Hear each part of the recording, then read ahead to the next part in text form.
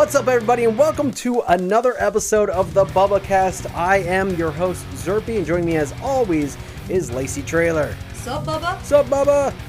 How you doing? Good. Good. It's been a weird couple of weeks since the last time we recorded. I got sick, and I heard you did as well. I did. It sounds like you got it worse than I did. I just had a cold. Man, it hit hard for like 4 days. And while you were traveling, yeah, too, I was right? out That's in, the worst. Arkansas, man, I've never been sick at the airport like that, but it was brutal. Not good. But we made it through. That's right. You made it out on the other end, and we are here for another episode of the Bubba Cast. If you are unaware of what the Bubba Cast is, we talk about the in-ring wrestling career of Lacy's father, WWE Hall of Famer, Big Bubba Rogers, a.k.a. the Big Boss Man.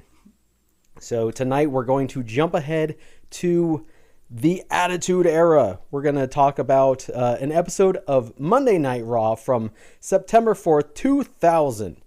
And this is an insane episode. It really was. And so we chose the episode because I had watched... you watched the match that, right. that your father was in. But I was glued. I was watching that. Actually watching it. I was so intrigued. Yeah. So we mentioned last week that this episode is no longer available on Peacock, of course, because Netflix acquired the rights for WWE Raw and their entire catalog, but they have not uploaded the entire catalog yet to Netflix, and this episode was not there. Luckily, one of the sickos, the members of the Sicko Club, a wrestling fan friend of mine online, has an archive of old wrestling shows, and he was able to provide me with this one. So we were able to actually watch the entire episode, and that's what we're going to do today. We're going to talk about this entire insane episode of Raw. Oh, thanks, Bubba, by the way, for hooking us up. Thanks for hooking us up. So let's go ahead and just jump into it because we've got this whole episode to cover, and every single thing that happens in this episode is just an ongoing story. It just carries a story forward. Not a lot of wrestling, honestly. The matches are super short. Yeah. But everything has something to do that's going to carry on to the next thing, to the next thing, to the next thing. So we're going to start off. We recap last Thursday night on SmackDown. Triple H is confronted by police on a complaint of spousal abuse, and he's asked to come to the station for questioning. So they don't show exactly what the situation was that caused the cops to come here. I'm assuming it's one of those situations where Triple H goes to punch his opponent or whatever, and they duck out of the way, and he hits Stephanie on accident. So somebody has filed a police report about this. Stephanie denies being the one to file the police report. Commissioner Foley, Mick Foley here, he's going over his ideas for the main event while all this is happening, while Triple H is being loaded into the police cruiser. He says it'll be Eddie Guerrero with Chyna in his corner, but oh no, Kurt Angle won't be alone as his opponent. He's going to have Stephanie McMahon in his corner because for some reason he's allowed to just force Stephanie McMahon to be in Kurt Angle's corner for this. I don't know why, she couldn't even go help her husband. Yeah, so now she has to stay there and do her job. So we cut ahead later in the night to the match. Kurt Angle hits Eddie Guerrero with Chyna's Intercontinental Championship. Because, Chyna is the IC champion in this. It's fucking awesome. The first female Intercontinental champion. And so this causes Kurt Angle to get the win. Chyna is pissed off. She beats up Kurt Angle, hits him with some forearms, sends him to the outside, turns her attention to Stephanie, and DDTs her in the ring. Kurt drags Stephanie into safety, and they walk to the back, and then we start the show. And this is one of the best intros to Raw ever back then. That, it's my life in a box of blah, blah, blah. I don't know the lyrics, but I just know it starts off with that. We are in Lexington, Kentucky. We got Jim Ross and Jerry Lawler on commentary, and we see shots of fans at WWF New York in Times Square. Remember that? I didn't get to go, but I had a friend who went and brought me a t-shirt. I've been there. Oh, cool. Of course. It was, this was after, Disney bought Times Square and cleaned it up, and you had MTV down there and everything. It was awesome. TRL. All that shit. Awesome. And what else did they have? The Virgin Record Store and Toys R Us. Remember Toys R Us, everybody? We miss it. Anyway, Jim Ross says, we have 4 huge main events tonight. Seriously, JR? 4. You can't have 4 main events. You can't just call every match a main event. That's not how this works. Triple H's theme, My Time, plays as Triple H and Stephanie walk out to the ring. Triple H says, in my career in the World Wrestling Federation, I've done some pretty terrible things. Hell, I've done some pretty heinous things. And for the most part, I'm pretty damn proud of all of them. The one thing I've never done, I've never hidden who I am. I've never hidden what I do. When I've done something and it comes time for payback, I stand tall. I took what I had coming. I never had a problem with it. You see, I can accept that. The crowd starts chanting, slut, slut, slut. This was the era where if Stephanie just appeared, everyone had to call her a slut. Triple H says, there's a few things I can't accept, and that is one of them. The other thing is what happened to me Thursday night. The crowd starts chanting, asshole, asshole. Believe me, I am every single thing that you say I am. Oh my God. The crowd was on fire. This is when you see the crowd from like late 90s, early 2000s, and just all the signs, all the flash bulbs from when like they hit big moves, when people actually had cameras. It was insane. Awesome. Oh, it's so cool to see that. He says, Thursday, I should have been standing in this very ring. I should have been doing what I do better than any other person on the planet. I should have been proving that I am the game. I should have been proving that I'm that damn good. Instead, I sat in the hole-in-the-wall North Carolina police station getting questioned over and over for hours about whether or not I purposefully hit my beautiful wife. I sat in that police department while my wife was forced to go to the ring with Kurt Angle and stand ringside only to be later beaten and pummeled by China. To me, that is unacceptable. Now, I'm not leaving this ring until I get some answers. You see, I don't know who made that phone call to police. I don't know who filed that report, but tonight I will find out. I will sit here until that person comes and gets what's coming to him. So stand up because it's time for payback. And then Mick Foley comes out. Commissioner Foley at the time. He's drunk on power. He comes to the ring. He says, Triple H, what happened to you on Thursday was indeed serious business. And as the commissioner, I will get to the bottom of it and find out who the culprit truly is. Because what happened to you on Thursday not only ruined your evening, but it ruined my SmackDown main event. So that's the most important thing right there. It ruined his main event. King says, wait a minute. Well, he says, I'm trying to figure out who would have just cause to harm Triple H. And I was able to narrow the field down to about 357 people. JR says, it may be more. He's pissed off a lot of people in his career at this point. Foley, I thought the culprit may not be a culprit at all. It may be a culptress, which is not a word. I looked it up. I was wondering about that. What better way to get rid of the jealous husband problem than to get rid of the jealous husband? Stephanie says, you have some nerve. You have no idea the trauma I went through Thursday night with my husband. The crowd starts booing just because Stephanie is talking. They really fucking hate her. King says, tell him, Stephanie. Who the hell does Foley think he is? Ironsides or Charlie Chan? Which is an extremely dated reference. I had to look those up. Those are old detectives from film and TV. Like Charlie Chan, I think, is like from like the 40s. Oh my goodness. The 30s or even earlier. I don't know. It's really old reference. Foley says, to tell you the truth, having Triple H incarcerated would have required having a cold and calculated and clever plan, and that seems to put you out of the running right away. King lets everyone know that's an insult. Just in case you didn't pick up on that. Yeah, in case you didn't pick up on that. Fucking Stephanie's a slut and she's an idiot. Just, we want you to know that. This is Vince McMahon's writing. Everyone, my daughter sucks. All right, so Foley says, besides, we both know who the culprit is, and I think he's standing in this very ring.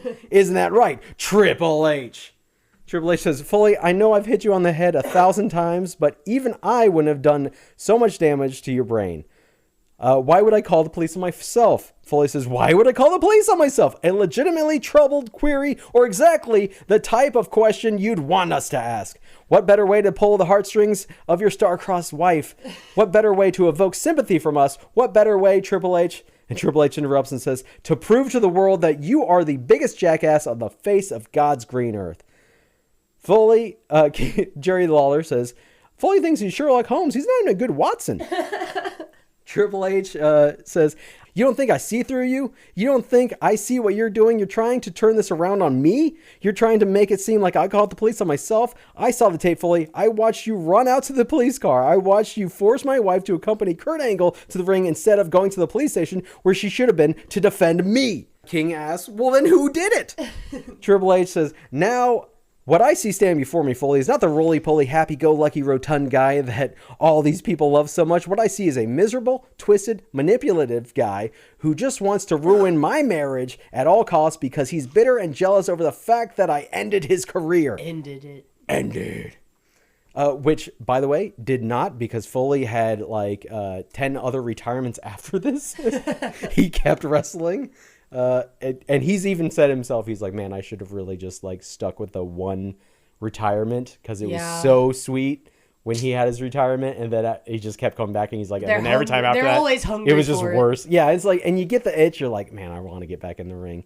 I mean, Ric Flair had his last match a couple of years ago, a terrible match, which he found out later he had a heart attack in the middle of the match. Jesus. And he still wants to come back and do another one. Guys, fucking let it go.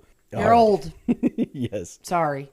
Yeah, exactly. It's like, you don't need to do it. Your glory days are done. It's fine. We appreciate what you did. We love you. Yep, but stop. Foley says, you raised some good points, Triple H, but I happen to know that I am not the culprit.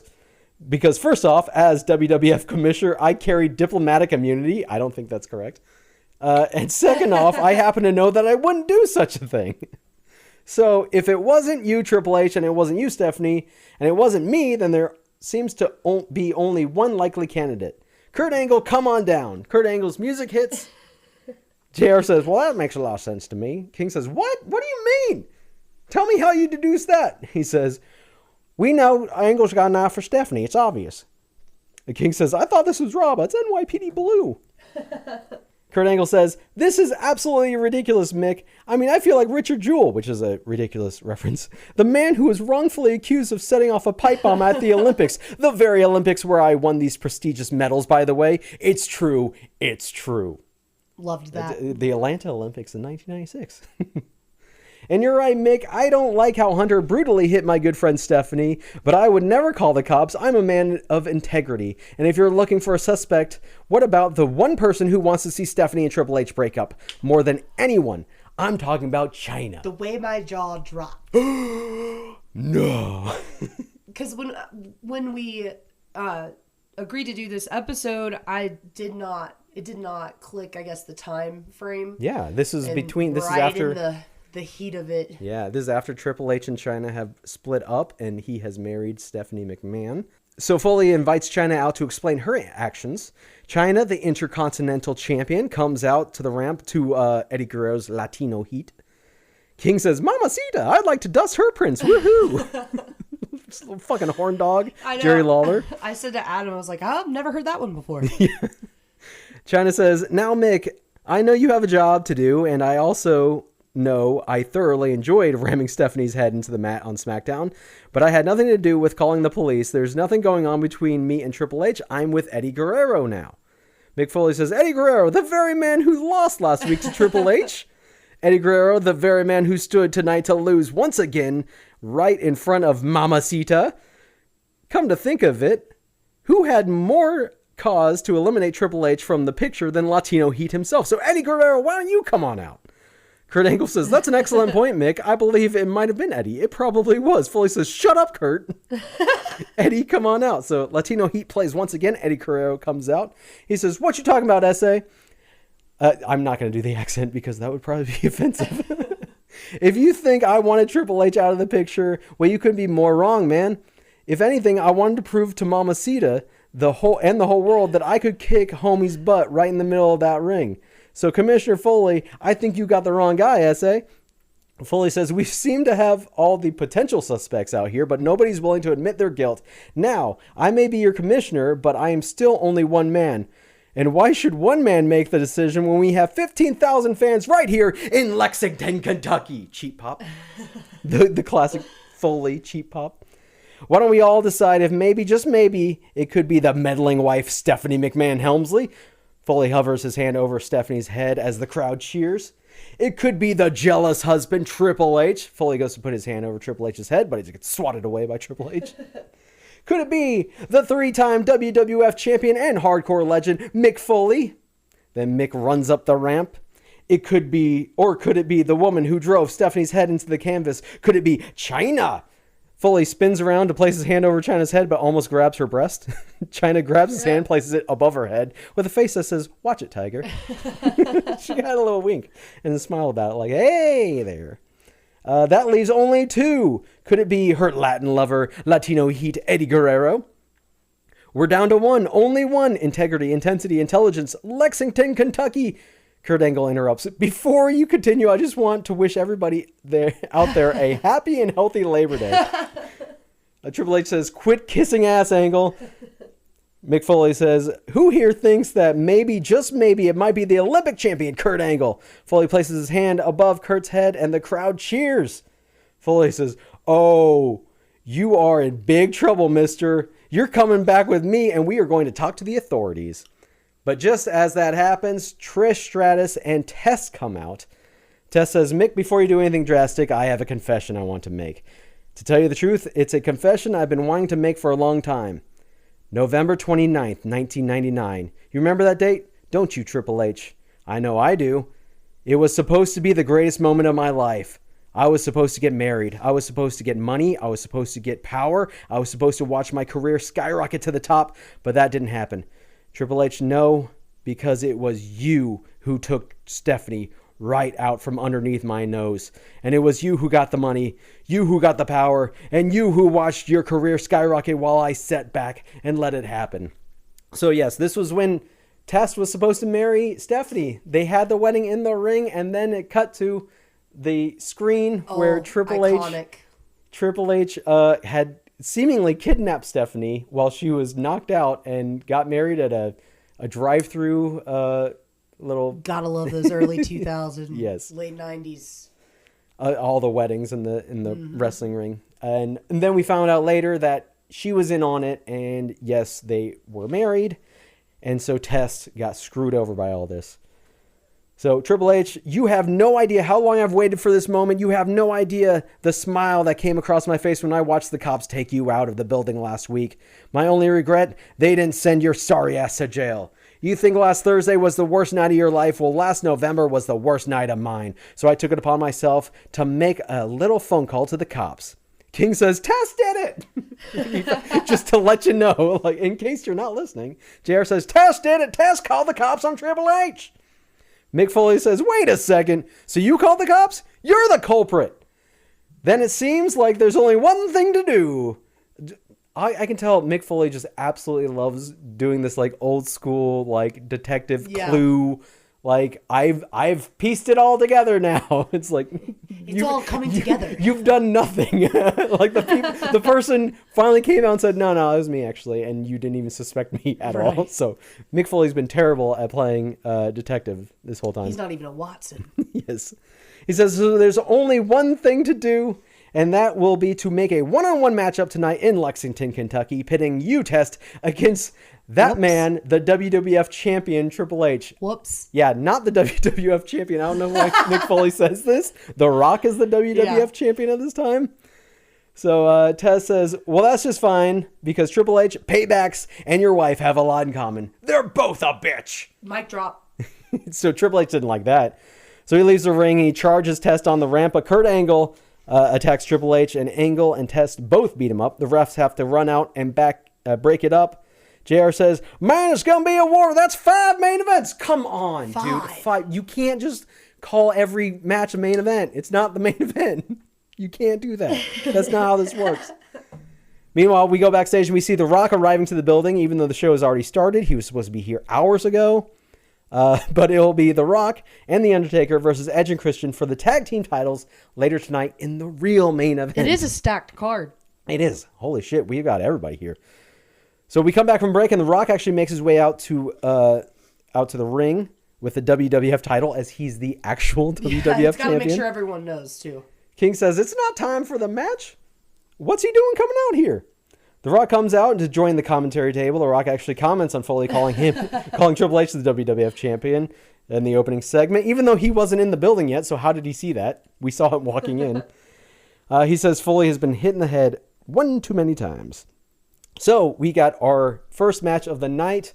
Chris Benoit versus Kane for the #1 contender spot for the WWF World Champion. The Rock says, The Rock is here to see Chris Benoit and Kane hopefully beat each other's brains in.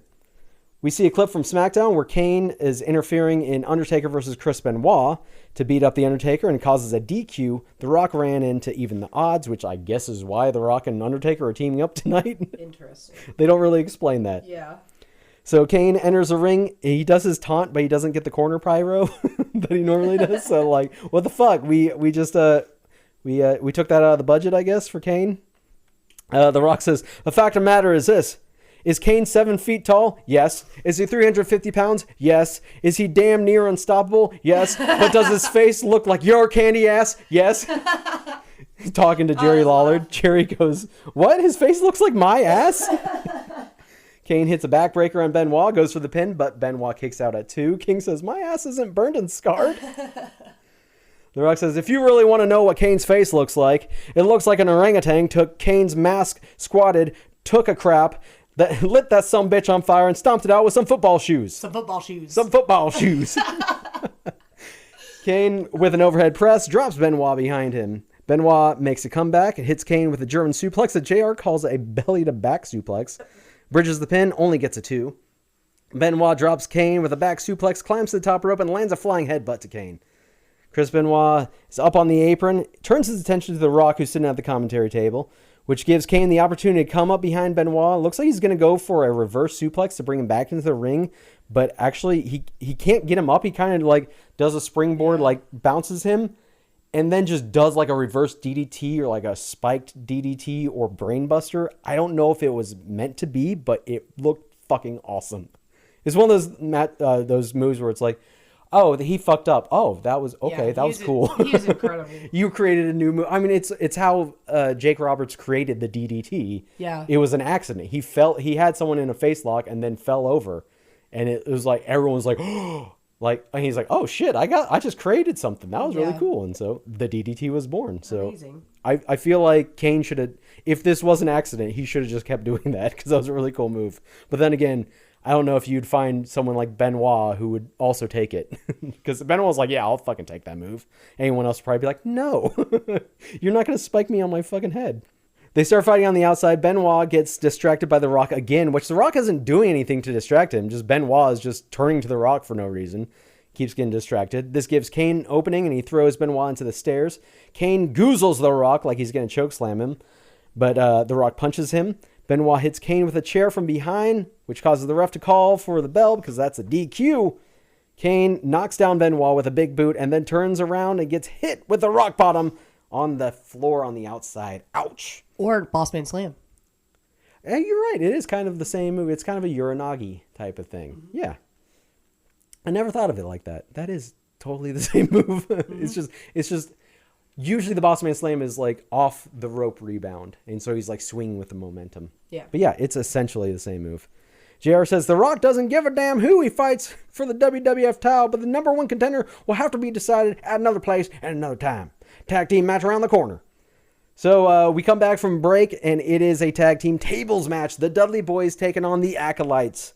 Dudley Boys come out with table in hand. Teddy Long, at this point, is the referee. This is that, this is when Teddy Long wasn't a manager anymore. Like, he went from being a manager in, like, WCW to now just being a referee in WWF. They didn't really talk about him much. And then after that, then he became, like, general manager for a while. And he became another on-screen character. But we love Teddy Long. He's great. But yeah, it's so, because I knew Teddy Long mostly just from this era where I'm like, that guy, the referee? Like, I didn't know, like, no, he managed a bunch of teams and shit. This era of the Acolytes, where they're still in their Ministry of Darkness gimmick, but they have started the Acolyte Protection Agency, the APA. So the Acolytes actually come out with Kai and Tai. At this point, it's Taka Michinoku and Funaki. I just feel stupid because I thought APA stood for Ass Pounding Association. Was that like just a bit off it? I think a t-shirt? They had a t-shirt. Yeah, they did. They had a t-shirt that said like always pounding ass or something like that. So I just learned something. Yeah, no, it's because they were the Acolytes. When they joined Undertaker's group, the Ministry of Darkness, they were the Acolytes. Okay. The two of them. Good to know. Then they started a protection thing. So learn something new every day. I didn't know you didn't know. That's I had great. no idea. We're educating people, even ourselves. So Bradshaw and Devon start brawling on the outside. Farouk hits Bubba Ray with a power slam off an Irish whip. Farouk misses the clothesline, and Bubba counters with a back suplex Devon up to the top rope and goes for the what up headbutt, which Devon has to damn near clear the entire ring because Bubba Ray has him so far away with the legs up for the was up, and he does. He clears it. Bubba Ray then goes for the patented Devon. Devon says, what? Bubba Ray, get the tables! Dudley's bringing a table from under the ring, but Bradshaw delivers a big boot to the table, taking both of them down. Bradshaw sets the table up in the ring, puts Devon up on the top rope. Kai and Tai come in. They've got a Japanese flag on a flagpole, and they decide to do a double clothesline to Bubba Ray with the flagpole, but he ducks, and they hit Farouk instead. Bradshaw doesn't see what's going on. He's still focused on Devon in the corner. He's setting up for a superplex through the table, but Bubba Ray gets up behind Bradshaw and power bombs him through the table, which gives the Dudley Boys the win. Kai and Tai have inadvertently cost the Acolytes the match, and they're fucking pissed off. Bradshaw brings another table in the ring to punish Kai and Tai. Bradshaw power bombs Taka through the table as Tay Long yells, Bradshaw, no! Which is so funny. He's just like begging him, don't do it! Farouk hits the Dominator on Funaki on top of Taka Michinoku, and they walk to the back. Backstage, we see Commissioner Foley. This was the best part about Commissioner Foley. Every week he had a makeshift office or desk set up somewhere in the arena, and it was always just so shitty. So this one, he has a desk set up in like seemingly an empty warehouse. He's throwing darts at a dartboard with an 8x10 of Al Snow pinned to it because hell yeah, Mick Foley just always has to make fun of Al Snow. I love it. Eddie Guerrero rushes up to the desk. He says, "Come on, man, you cannot let Mamacita go out there alone tonight." Foley says, "What the hell are you talking about?" And he says, "She needs my protection from Kurt, and I can't do that from her corner. I need to be in the ring." Foley says, "You know what I can do? I can make it a triple threat match. Not that China needs any protection, but maybe you guys can do a little double team. Don't tell anyone I did it. The match is next." That's hilarious. Like, that's fucked up. And I love that. He's so funny. He made it a triple threat. He didn't make it a handicap match. It's a triple threat match because, like, oh, we know what you're doing. You're trying to get between them. So Eddie runs off. He's part of the next match.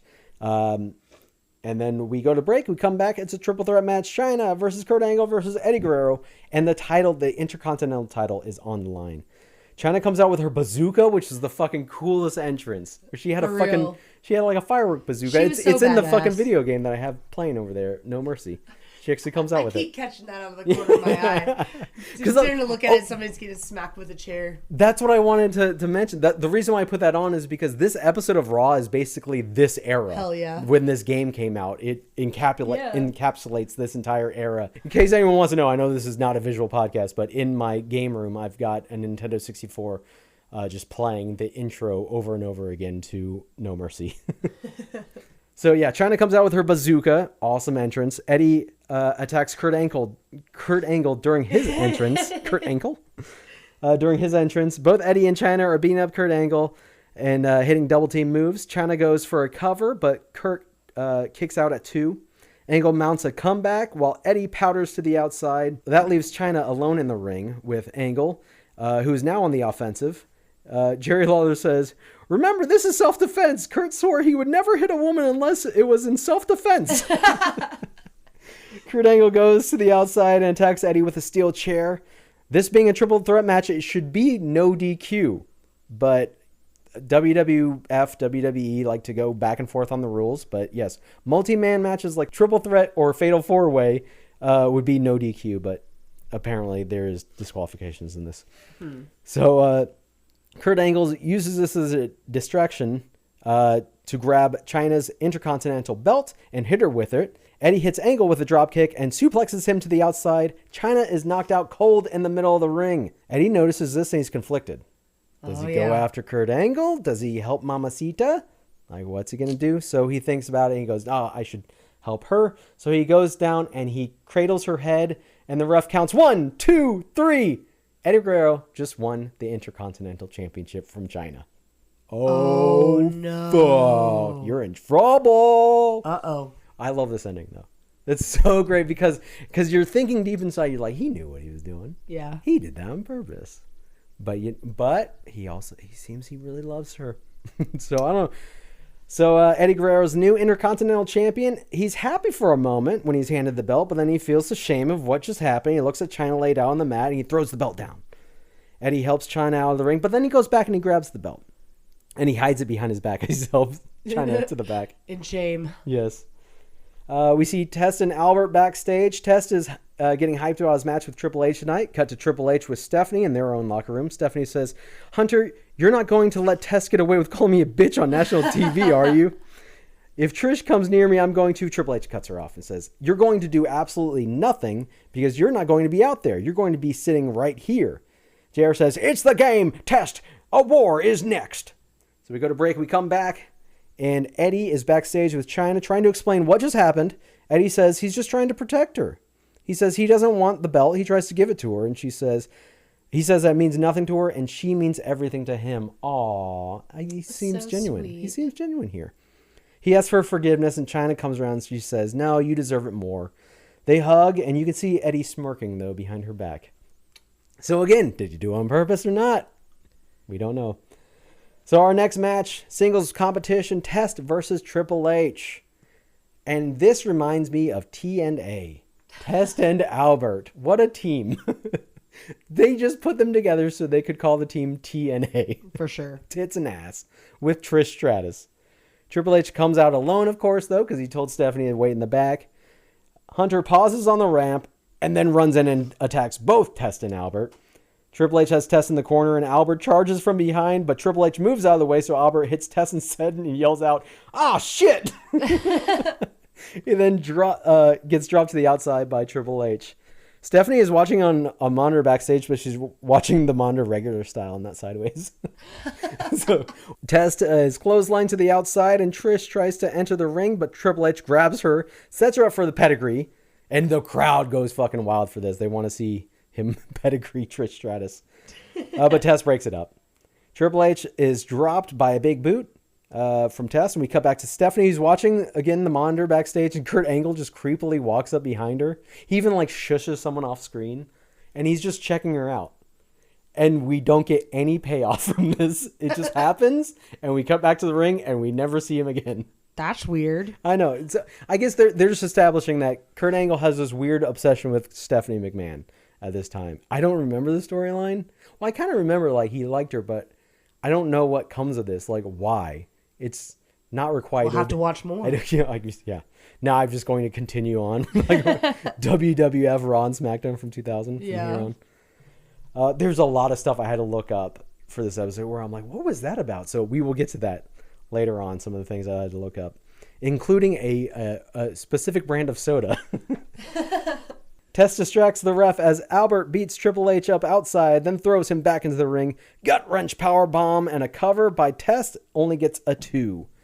Triple H gets some offense in and his patented knee. He goes for the cover, but Albert is up on the apron to distract the ref so he doesn't count the pin. Triple H hits the pedigree on Test and pins him anyway. So that kind of did nothing. He's just oh, you're right. I should just do my finisher first. And then he hits he hits Albert with the pedigree as well. Triple H is your winner, and Stephanie comes out to celebrate her with her husband in the ring. We don't see Kurt Angle again, so I don't know what that was about again. Guys, you remember Naked Midian? Oh my goodness. What I love Dennis. What a fucking character. Yeah, he seemed to really be having fun with this too. He's so cool. So, Naked Midian is just chilling in the locker room when Commissioner Foley enters. Mick Foley says, "Midian, how's it going?" "Listen, I want to talk to you because last week on Raw, your naked white dimply ass was all over the program." Midian seems happy about this. Foley explains that the reason he always wore a t-shirt in the ring was because underneath he looked a lot like Midian does. Oh my goodness. So he's like, maybe you should cover up. Foley says, "Look, I've got a lot of complaints over your latest escapades, and I need your word that you won't run into any matches without your clothes on anymore." Midian says, "Well, since you're the commissioner, I guess I gotta do what you say." Then he asks for a hug. Oh no. Foley drops his clipboard, and Midian bends over to pick it up, and Foley is horrified. Meanwhile, the Right to Censor are on their way out. It's Steven Richards, the Good Father, and Bull Buchanan. The Good Father is on the mic first. He says, "Every day a miracle happens. Every day a man is saved. Selective censorship should not be shunned. It should be embraced. Don't you people get it? We're trying to do the right thing. JR is pissed. He goes, no, you don't get it. None of you guys in the ring get it. Steven Richards now has the mic. He says, I am happy to say that another man will help clean up an establishment that spits in the face of morality. King goes, I hate his voice. Steven goes on and says, that man will help the right to censor bring virtue to a business that would rather promote scantily clad women. King goes, yeah? Than actual competition. That man will join us in saying no more. Ladies and gentlemen, Mr. Val Venus. So Val Venus, in case you don't know, is the porn star character in WWF at this time. But it seems he has dropped the porn star gimmick. He's just kind of himself right now. He comes out and says, whoa, whoa, whoa, cut the music. Never did I agree to join a group that preaches about how they're going to make the world a better place by taking away the freedoms of which people of this great country fought so hard for. And never did I agree to join a group that speaks out against violence, yet hypocritically abuses women. And never once did I agree to join a group that dresses like you all, more specifically like a bunch of geeky Poindexters. But most importantly, I did not agree to join a group that wants to dictate to me and everyone else what we can and cannot say, what we can and cannot do, so you can take your right to censor and stick it where the sun don't shine. He censored himself there. Like, that's the irony. Steven Richards says, let's get it straight. First you dump that disgusting porn star image. Then you change your tights from black to white. And then finally you drop that vixen and her perverse group TNA. So he's talking about Trish Stratus. Well, maybe you do not see it, Mr. Venus, but we do. You are one of us. Val Venus says, you think it's your job to censor what you believe is inappropriate, whereas I think it's the parents' job. I believe to decide what they believe is inappropriate. Oh. That's the parents' job, not yours. So obviously this is just Vince McMahon, though, speaking through these characters. Yeah, because so the right to censor was a parody of the Parents Television Council, the PTC, which was protesting the level of violence and sexuality of WWF programming and threatening to boycott several of their sponsors. So Vince McMahon created this group just to be like, fuck you, Val Venus, you go out there and say all the things I want to say. You know, kind of iconic. Yeah. Hate to say that, but... Yeah. I mean, I agree. So Steven Richards says, well, Mr. Venus, if you're not with us, you're against us. But now we get to one of the best moments, the entire reason for us to be talking about this episode. Crash Holly is backstage by himself, for some reason, working on pickup lines while he drinks milk and eats a banana. What is he doing? And his pickup lines he's come up with so far is, I'm new in town. Can I have directions to your apartment? And is there a mirror in your pants because I can see myself in them? Classic. And then Big Boss Man enters. He says, hey, Crash. I'm sorry, Big Boss Man sounds like JR when I do the impersonation. He says, hey, Crash. Crash says, oh, what do you want, Big Boss Man? Big Boss Man says, oh, man, it ain't like that. I respect a little guy like you that don't back down. I respect a little guy that's not intimidated. And Crash goes, oh, thanks, Boss Man. He goes, yeah, not intimidated at all. And he pours Crash's milk over his head and smushes the banana in his face. Dean Malenko enters with some of Godfather's hose for some reason. I don't know why this is happening. Why does he have hose? So Dean Malenko says, is there a problem here? Big Boss Man says, what are you, his mama? I don't think it concerns you. I believe you need to go. The way he says that, I fucking love it. I believe you need to go. Dean says, maybe you don't understand what I just said. And he pokes Big Boss Man in the chest like, oh, you fucked up, Dean. You shouldn't do that. He said, I said, is there a problem here? Boss Man says, well, there's one thing for sure. You little guys stick together, don't you? Boss Man pie faces Dean Malenko. Boss Man says, but I got bigger fish to fry, guppies. JR says, Boss Man, Blackman, the hardcore title, next. So that's what we're getting into next. Big Boss Man versus Steve Blackman, the Lethal Weapon. When you told me you wanted to cover this match, I was like, abso-fucking-lutely. So this is from Steve Blackman's Wikipedia page about the hardcore title. At the time, the title was defended 24 hours a day, 7 days a week, as established by Crash Holly. Because of this, WWF often ran matches wherein a champion was attacked and defeated in locations not typically associated with wrestling matches, such as backstage or in a hotel. With Blackman as champion, however, surprise attacks no longer resulted in title changes within the matches. Blackman was so dangerous in hand-to-hand combat that surprise attacks were not effective enough to defeat him. And that's just my favorite part. I remember he's incredible. Yes. And he's legit a fucking martial artist. Is he still around? I think he's retired from wrestling. I forget what he did.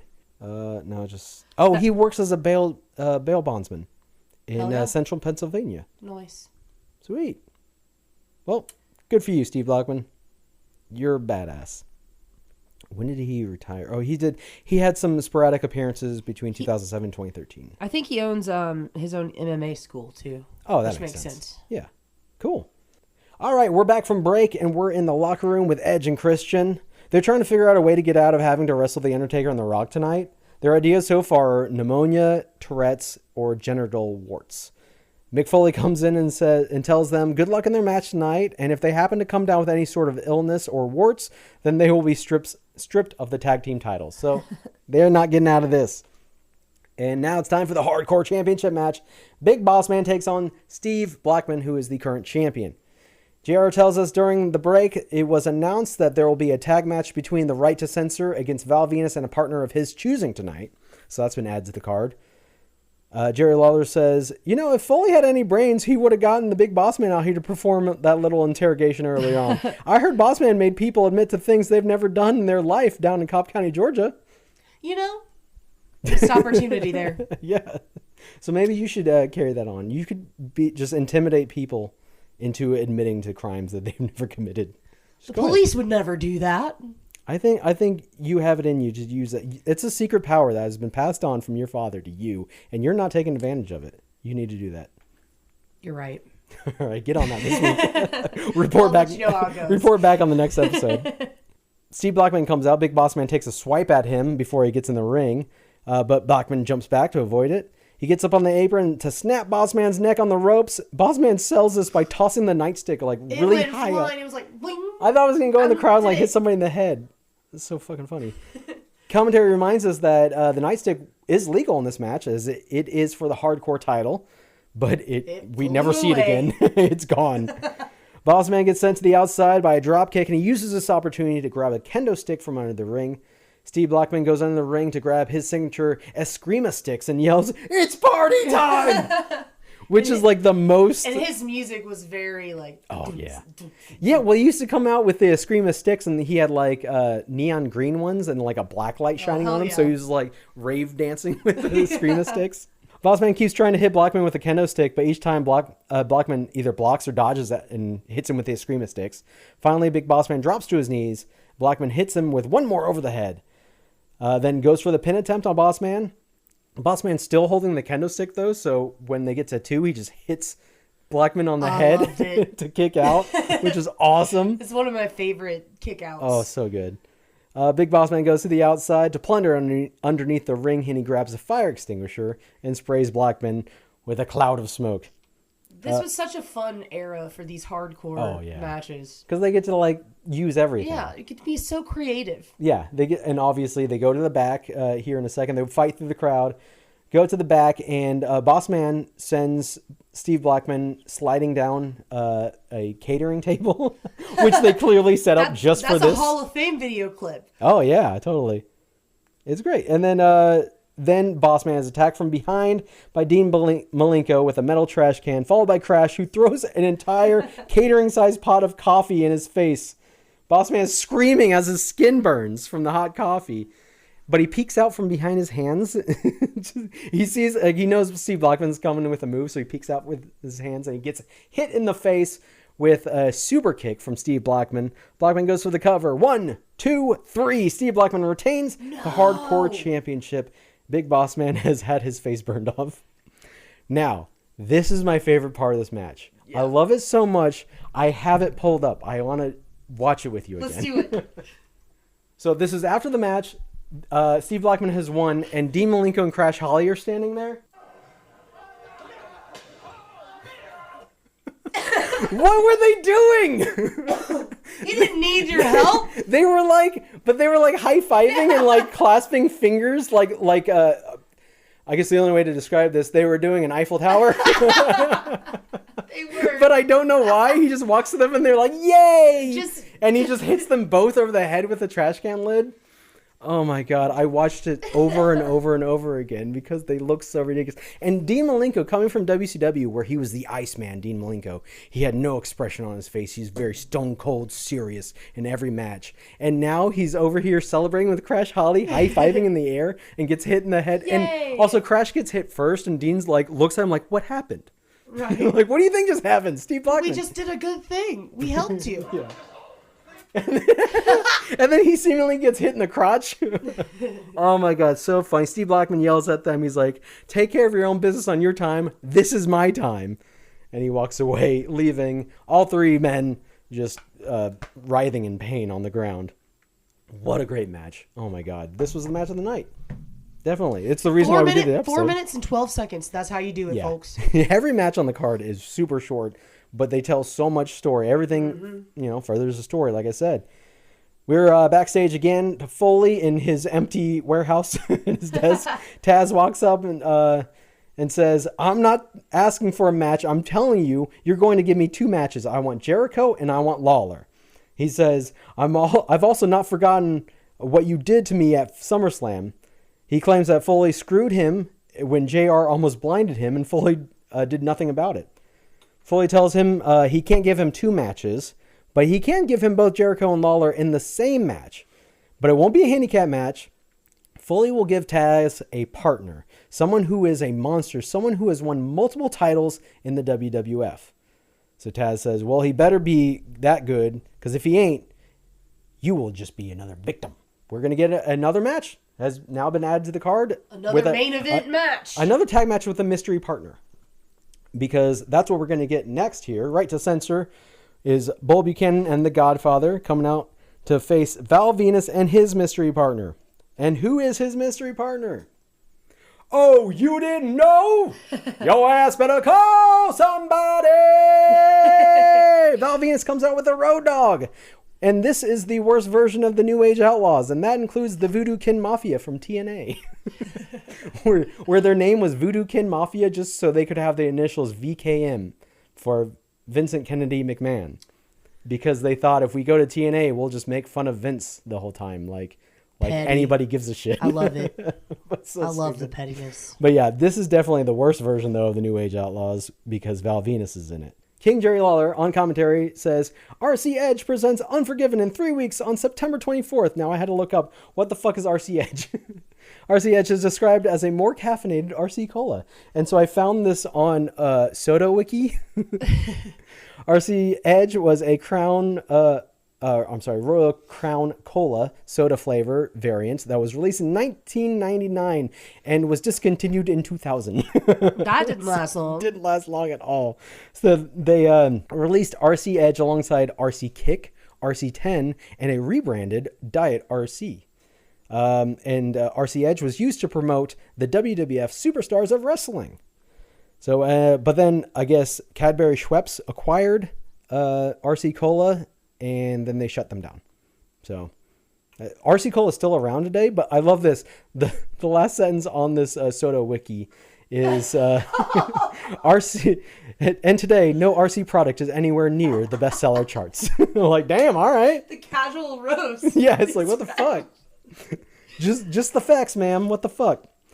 So Road Dogg is on the mic. He says last week Bull told him to think of the children, and he did think of his children, and he thinks his children would be best if they beat their asses. Yeah, So, shout out Kristen, Kaylee, Ben, Zach. oh, yeah. So all the men start to brawl in the ring, and order is quickly restored as Bull and Road Dogg are the legal men in the match. This is a quick-paced match, quick tags. So, I mean, obviously everyone has like a limited time in the matches, not a lot of long matches on this. So it's like, everyone get your shit in fast. Yeah. So at one point, the good father goes for his signature Ho Train, but since he's not the Godfather anymore, he doesn't have all the fanfare of the Ho Train where he's like, it's hilarious that this is heel. Yeah. Yeah. Is him being like, Yeah, the good father. Yeah, I'm going to be good. That's heel. Godfather, though? Yeah. We love hoes. So there's no fanfare for the hoe train, so he just goes running for a body splash, but gets hit by a big boot from Val Venus. Then the Road Dogg, he's doing this shake, rattle, and roll. He gets interrupted by Bull, so Bull catches the punch at the end of the shake, rattle, and roll. Val Venus comes to take care of Bull Buchanan, and they fight to the outside. In the ring are the legal men, Road Dogg and the Godfather. Road Dogg off the ropes, hits the Godfather with an elbow to the head and gets the pin. Bull Buchanan doesn't seem to care. He's on the outside. He DDTs Val Venus on the floor. Then Goodfather and Bull are beating up Road Dogg in the ring. And Bull hits Road Dogg with a scissor kick that completely whiffs. But the Road Dogg sells it anyway. They even do a replay of everything that happened. And it's a different camera angle. And you see the whiff even more. Nice. Like, guys, just don't show that on TV again. They fucked up. So the Bull and the Goodfather then kidnap Val Venus, take him outside and shove him into a white van that's just waiting there with Steven Richards behind the wheel, and they speed away. They kidnapped Val Venus, and I think this is what leads to Val Venus joining the Right to Censor. They're taking him to a conversion camp. Holy shit, you're right. That's exactly what they're doing. Jerry the King Lawler and Chris Jericho versus Taz and a mystery partner. So that's the next match here. The King's music starts to play. He gets up from the commentary table. JR says, "Well, King, all I can say is good luck to you." King says this is why he wears his gear to commentary, because you never know when something like this is going to happen. Chris Jericho comes out to the best version of his entrance today with the Ladytron. Break the wall down! 2000s. Taz comes out, though, to the Shield / Roman Reigns theme. Interesting. Down, down, down, down, down. It really was. It was Taz's theme first. They just changed it up a little bit. So, who has Mick Foley found to be Taz's partner? Well, bam, bam, bam, bam, bam, bam, bam, bam. When it comes crashing down and it hurts inside. Hulk Hogan's Real American theme starts playing. And here comes Naked Midian. Perfect. And he's doing Hulk Hogan's mannerisms. He's doing the ear, like, oh, over here. And he gets in the ring, he starts flexing and everything. And Taz is just going, what the fuck? But this is enough distraction for King to roll up Taz. And he rolls him up and they just ring the bell. And 1, 2, 3, that's it. Just like that. He just, I Jerry didn't Lawler think just there could pinned be him. a shorter match. I know, right? With everything that's going on tonight.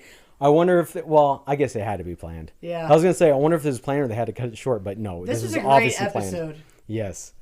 And then Naked Midian runs away before Taz can beat the shit out of him. We go to break and we come back. We are shown a replay of what happened during the break. Jerry the King Lawler was walking back out to ringside to join commentary again when he gets attacked by Taz, who choked him out with a leather strap. So he's gone for the rest of the night. Jerry Lawler, he's out of there. But that's all right. We will get a replacement later on for the main event. Now we see footage from WWF New York in Times Square. JR says, hey, there's Mandy and Victoria. So we see two of the Godfather's hoes standing up on the bar at WWF New York, holding signs that say, save the hose and hose forever. That's amazing. But anyway, this makes WWF New York look like a strip club. Right? So, because they're dressed like hoes. So I had to look up what the fuck was happening in this storyline. So in July 2000, Mandy and Victoria made their debuts as hoes of the Godfather. When the Godfather turned heel, he turned his back on the hoes. Mandy and Victoria began a Save the Hose campaign. Okay, how does that make sense? They are now free of the Godfather. They are on their own. You're your own boss. Go ahead and do whatever you want to do, but they feel like... This was before OnlyFans, too. Yeah. Where sex workers really just could not do anything on their own. So basically now they're like, save the hose, we need guidance. We need someone to represent us. They need a big, strong man. I guess so. So they started the Save the Hose campaign. This led to Victoria and Mandy being attacked by the Right to Censor. They later returned with Rikishi and began acting as valets to Too Cool. They continued this until October 2000 when GTV discovered Eddie Guerrero in the shower with both ladies. Chyna found both of them in Eddie Guerrero's locker room a week later, where they both apologized for hurting Chyna. Chyna accepted their apology, then closed the door and beat them up off screen. When the door opened, Hell the ladies yeah. were laid out. Mandy was never seen again. Mandy was released in November 2000 as part of a budget cut. So this is September 2000, so this is very soon. In a couple months, Mandy's gone. So I gotta ask, what does GTV stand for? So this is one of those storylines that they started and they had no idea how to finish it. Okay. And they just, because I've seen it. it just petered out. Like there was going to be several things. I think a lot of people thought it was going to be Gold Dust TV. But yeah, it was just, they just had like the CCTV footage that they showed every week of just like spying on people backstage and catching them in different acts, and then never had an explanation for it. Okay. And I think they might have just, I don't know if they even like came up with later like, oh, it was this, but they just dropped it. Gotcha. There's another storyline here that we're going to talk about in a bit that gets mentioned. Actually, right here. JR on commentary says, as you know, myself and Stone Cold are very good friends. I've talked to Steve a lot in the past few days.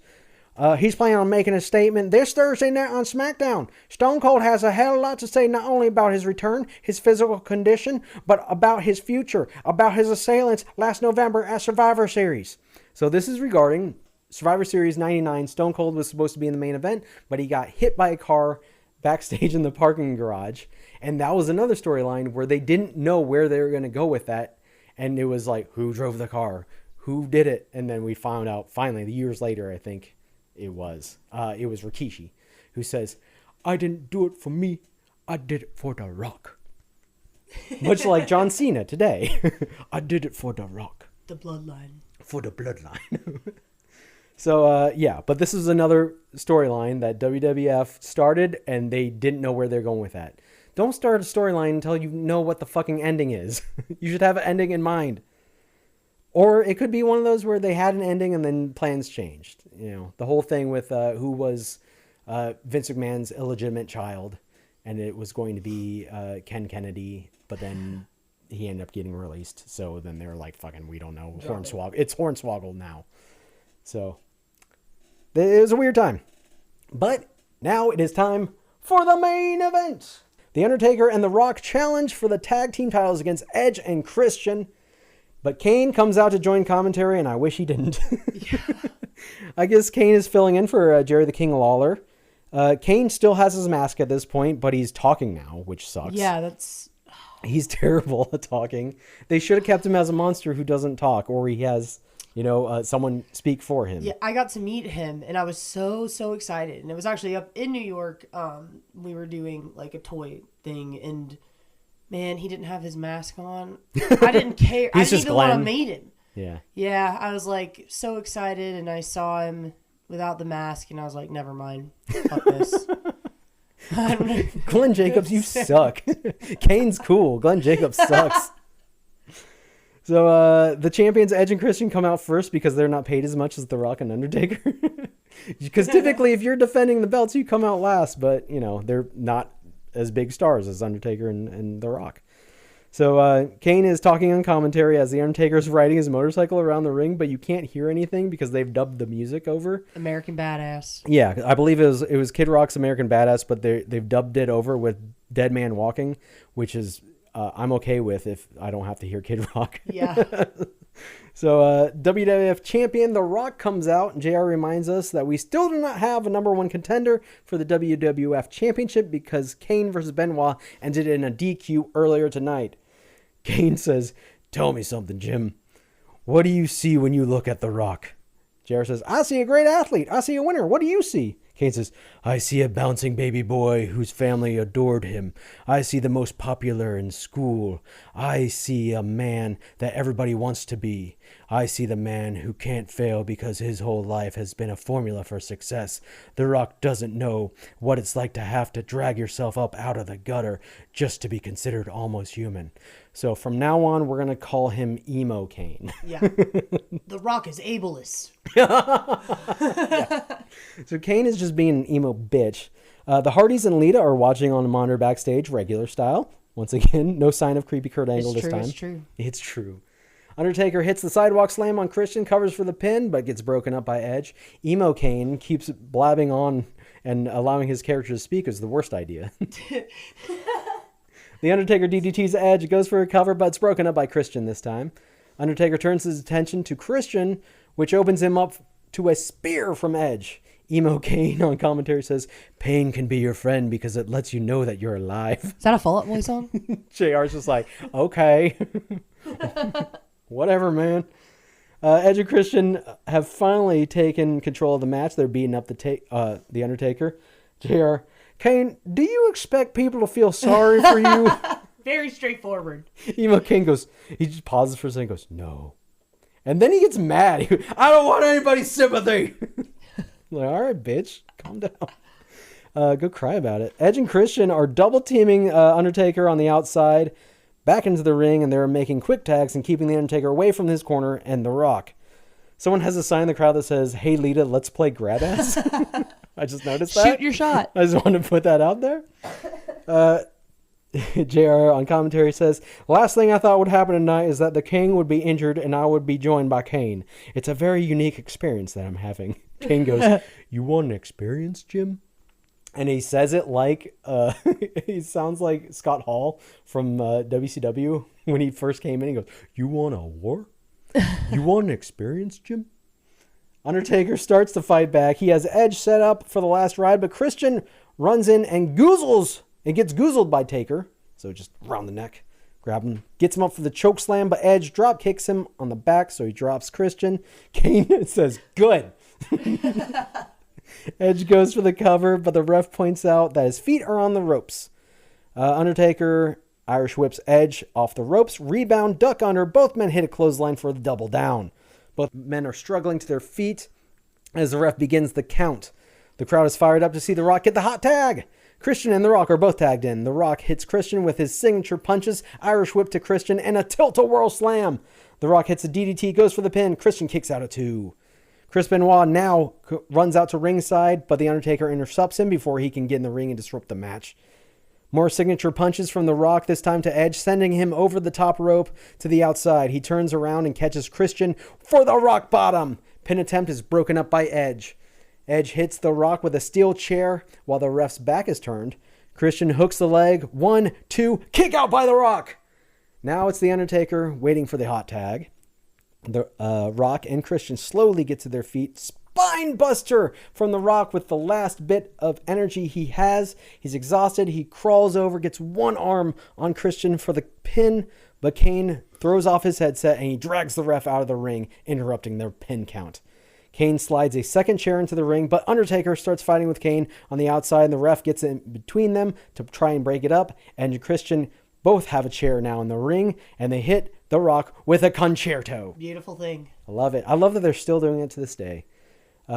Christian hooks the leg. The ref is back in the ring for the count. 1, 2, 3. Edge and Christian retain the WWF Tag Team titles, and that will wrap it up for that episode of WWF Raw. Holy shit. What a freaking episode. What a crazy episode. And you're right. How cool is it Edge and Christian still wrestling? Still doing it? Edge making headlines this week from Dynamite Wednesday night, where he had a rematch with Jon Moxley and impaled Jon Moxley on Spike, his wooden board with nails sticking out of it. Holy shit, what a spot. I loved it so much I recreated it in action figure form, so check that out on my Instagram, Zerpie_MD. But yeah, that's a crazy fight. Great suggestion for an episode. I still love it. Please, if you haven't watched at least the hardcore match that we did this whole thing for, watch the end when Dean Malenko and Crash Holly are high-fiving. It's a 4-minute match. It's you got so time. funny. It's so funny. It's so good. And yeah, if you can get your hands on this episode of Raw, I wonder why they don't have it on. I think they just weren't prepared to put everything up. Yeah. I hope they are eventually going to put everything up, because they have, I mentioned it before, they have the Raw Vault, where it's just like, here's some key episodes of Raw, but they'll skip like several weeks or months at a time. And I was going through a whole like rewatch of it, and I'm like, man, now I can't watch. But actually now I can, because I have the hookup from someone else. So woohoo! And yeah, thanks again, Bubba. Yeah, thanks for that. And yeah, I guess that's it for this episode of the Bubba Cast. So Lacey, where can people find you? You can find me on Instagram at Lacy, Laacy, Abilene, Abilene, and of course at Big Boss Man WWE over on Instagram. That's right. And you can also find, where can they find the Bubba Cast? And can't forget this, at the Bubba Cast. Yeah. On Instagram. Give us a follow. Absolutely. We're also on YouTube, where you can listen to every episode, and everywhere you get your podcast. Fucking Apple Podcasts, Spotify, all that shit, wherever you want to get it. And drop us some recommendations if you guys have any matches, episodes you want us to cover. Yeah, what's your favorite Big Boss Man or Big Bubba match? Let us know. We will get to probably all of them eventually. Yeah. So for the next episode, we have a great suggestion. Yes. So, very excited. Do some WCW action. So that's it for this episode. Thank you for listening, and we'll see you next time. Thanks, Goodbye. everybody.